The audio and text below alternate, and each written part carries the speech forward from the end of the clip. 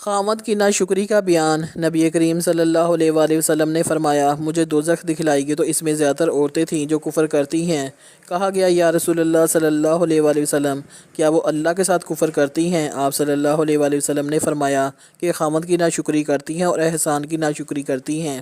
اگر تم عمر بھر ان میں سے کسی کے ساتھ احسان کرتے رہو، پھر تمہاری طرف سے کبھی ان کے خیال میں ناگواری کی بات ہو جائے تو فوراً کہہ اٹھے گی کہ میں نے کبھی بھی تجھ سے کوئی بھلائی نہیں دیکھی۔ سلسلہ صحیح بخاری حدیث نمبر 29۔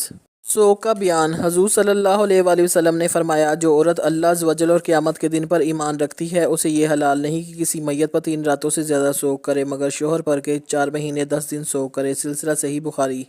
ٹڈی کیسے پیدا ہوتی ہے؟ حضرت جابر و انس رضی اللہ تعالیٰ عنہ سے روایت ہے کہ نبی صلی اللہ علیہ وآلہ وسلم جب ٹڈیوں کے لیے بد دعا کرتے تو فرماتے، اے اللہ، بڑی ٹڈیوں کو ہلاک کر دیجئے اور ان کے انڈے خراب کر دیجئے کہ مزید پیدا نہ ہو، ان کو جڑ سے ختم کر دیجئے کہ نسل ہی نہ رہے، اور ان کے منہ ہماری روزیوں سے روک دیجئے کہ غلہ اناج نہ کھا سکیں، بلا شبہ آپ ہی دعا سننے والے ہیں۔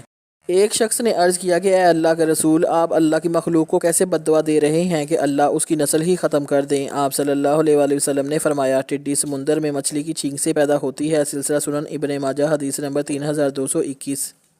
رسول اللہ صلی اللہ علیہ وآلہ وسلم نے فرمایا، تم اجنبی عورتوں کے ہاں جانے سے بچو۔ انصار میں سے ایک شخص نے کہا، اللہ کے رسول صلی اللہ علیہ وآلہ وسلم، دیور جیٹھ کے متعلق آپ کا کیا خیال ہے؟ آپ صلی اللہ علیہ وآلہ وسلم نے فرمایا، دیور جیٹھ تو موت ہے۔ سلسلہ صحیح بخاری حدیث نمبر 5232۔ سلسلہ مسلم حدیث نمبر 5674۔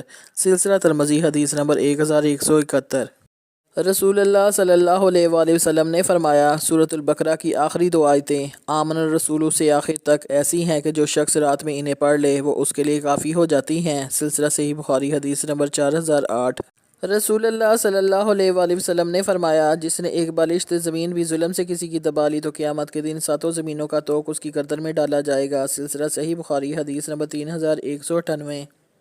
رسول اللہ صلی اللہ علیہ وآلہ وسلم نے فرمایا، شیطان اس بات سے نا امید ہو چکا ہے کہ تمہاری اس زمین میں اس کی عبادت کی جائے، لیکن وہ اس بات سے راضی ہے کہ تم دوسروں کو حقیر سمجھتے ہو۔ السلسلہ صحیحہ حدیث نمبر 998۔ رسول اللہ صلی اللہ علیہ وآلہ وسلم نے فرمایا، جو انسان قرآن مجید پڑھتا ہے اور حق لاتا ہے اور وہ پڑھنا اس کے لیے مشقت کا باعث ہے، اس کے لیے 2 اجر ہیں۔ سلسلہ صحیح مسلم۔ رسول اللہ صلی اللہ علیہ وآلہ وسلم نے فرمایا، جسے نرمی دے دی گئی اسے دنیا اور آخرت کی بھلائی دے دی گئی۔ صلہ رحمی، اچھا اخلاق اور اچھا پڑوسی بننا گھروں کو آباد کرتا ہے اور عمروں میں اضافہ کرتا ہے۔ سلسلہ صحیحہ حدیث نمبر 97۔ حضور صلی اللہ علیہ وآلہ وسلم کا قرب۔ رسول اللہ صلی اللہ علیہ وآلہ وسلم نے فرمایا، مجھ پر سب سے زیادہ درود بھیجنے والا شخص روز قیامت میرے سب سے زیادہ قریب ہوگا۔ سلسلہ سنن ترمذی۔